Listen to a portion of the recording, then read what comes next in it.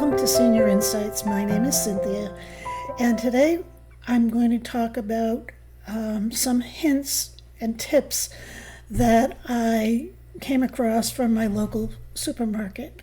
How to Waste Less at Home is the name of this.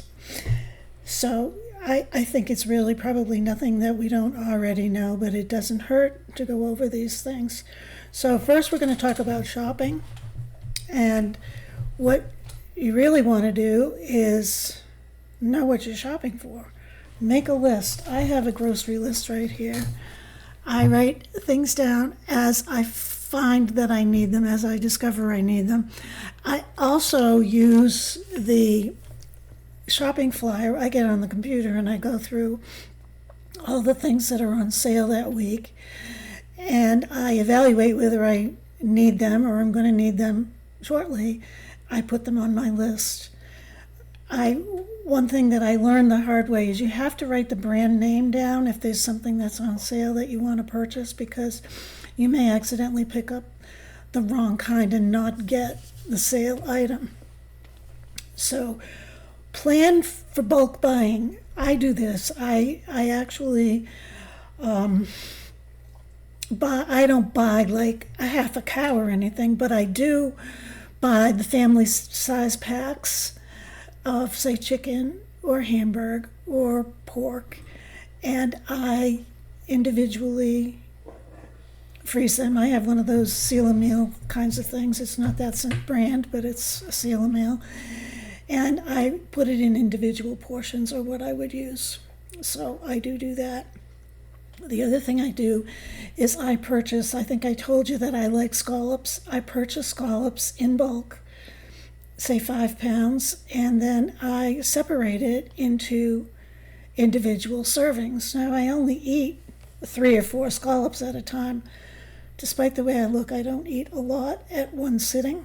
So I can make I can get 1 to 2 nice scallop dinners a month. So to me, that's worth it. I feel like I'm not depriving myself. In my mind, that's a frugal purchase, because I feel as though I'm spending my money wisely, and I'm getting something that I would get pleasure out of. Plan for your leftovers when you're shopping. I love leftovers. A lot of people don't. I know one person in particular that says, I will never eat a leftover. Well, la-di-da, I hope you're not starving someday. But I like leftovers. I cook in large quantities. I make family-sized portion, like soup, or if I made a lasagna, and then I would either eat it for the rest of the week, every day. I have no problem with that. Most of the time I eat it for a few days and I freeze some of it, and that works out really good. I like to freeze chili, different soups that I make. Like I said, I make in large quantities and I freeze it, or I eat it and I use the leftovers. Sometimes you can rethink how to use a leftover.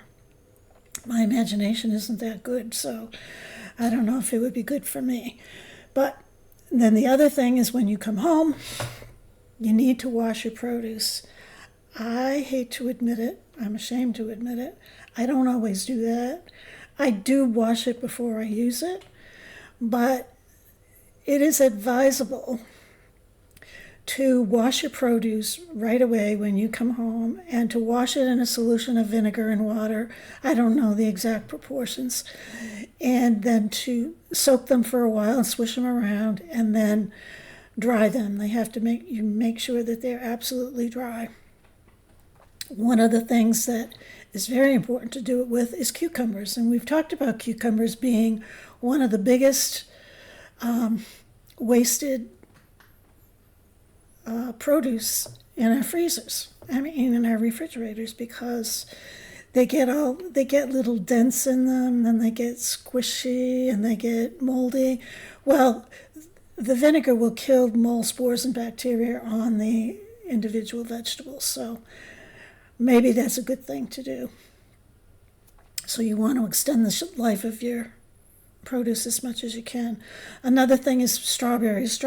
I like strawberries. I have them on hand all the time because I I eat them in my yogurt, and sometimes I just eat them. I'll grab a couple strawberries to snack on. So you really should clean those, make sure they're dry, and the ideal way to store them is in a vacuum sealed jar. Now, I understand that that's a great thing, but if you put them in the vacuum sealed jar, and then you want strawberries and you unseal the jar, how likely are you to vacuum seal it again? I don't know. Maybe you would. Maybe you don't. Some people are so into homemaking, they do everything right. And, I don't. Then you want to make sure that your foods are visible so you can see what you have, and so that you can use up what you have, so you know what you have. Like I told you, I lost a steak. I knew I had a steak. I wanted a steak. I felt like having a steak for dinner. I could not find that steak for the life of me. Eventually I did, and I enjoyed a nice steak dinner with a baked potato and a vegetable, and it was good, and sour cream. One of the other things is you can revive your greens. I've done it with things that I feed the tortoise, because the tortoise eats dandelion greens, and he eats kale, and he eats, there's another leafy thing, collard greens. Now, I don't eat kale. Sometimes I'll put a little bit of it in a soup or something, but I don't particularly care for it. But before I even put it away, I cut the ends off and I stick it in a glass of cool water. And you'd be surprised how much those leaves firm up. And then I put a wet paper towel on the bottom of those raw stems, moist, not saturated, and then I put it in a plastic bag, lightly sealed. So I can make it last pretty well. So Skittles he likes dandelion greens. I do the same thing with dandelion greens. I put them in a water as soon as I get home so that it soaks up all the moisture that you can. Because sometimes when you buy things at the grocery store, they're wilted or they've been on the shelf for a long time. I mean, in the cooler for a long time. So I do that, and same thing, and they last a lot longer. So those are my helpful hints. Apparently, you can soak dried out lettuce and tender herbs in a bowl of ice water for 15 to 20 minutes to help restore their texture. I never knew that. So that's something that's good to know, because how often do we let lettuce go by? I do that a lot too. I say, a salad would be really nice, and then I don't make it. The other thing is, now this is titled Save as You Cook. Instead of discarding, repurpose foods that are past their peak but are perfectly safe to eat. Look for smells, off colors, and textures rather than relying on the sell-by date. That's not necessarily totally accurate, which is more of a suggestion of when the item will be at its peak. So you can still take bruised strawberries and you can cut off the lousy parts. You can soak them in water, or you can just put some sugar on them and eat them that way. You can, what else can you do? Veggie trimmings, the last splash of half and half, throw them in something, and you'll enhance your cooking.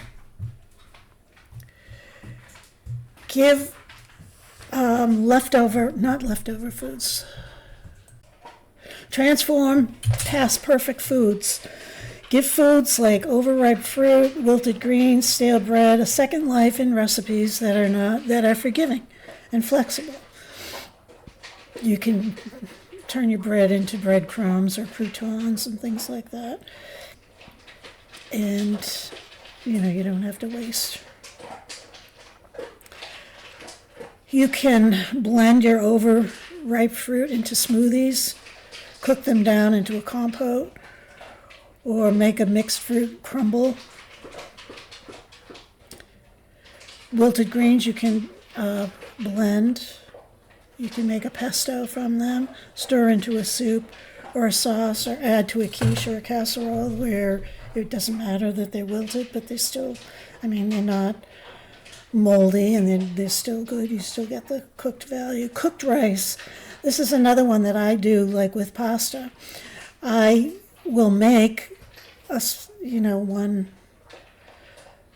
cup of pasta that's uncooked, so that yields, I think, 2 cups of cooked pasta. So I make that. I have a serving, of rice. I have a serving. Then I put it in a plastic bag, and then I will have it throughout the week like I do with my pasta. The other thing you can do with cooked rice, if you have leftovers, is to make fried rice. And fried rice is really quite nice to have. So those are my hints. They're not my hints. They came from the grocery store. I just read them right off of here. I don't want you to think I'm that smart. So I hope you learned something. If you didn't, please, pipe in and tell us some of your secrets for preserving and using food that's about to go outdated. And thank you very much. Remember, you are a walking, talking miracle. And don't forget it. Thank you. Please like and subscribe. I appreciate you, and you are awesome.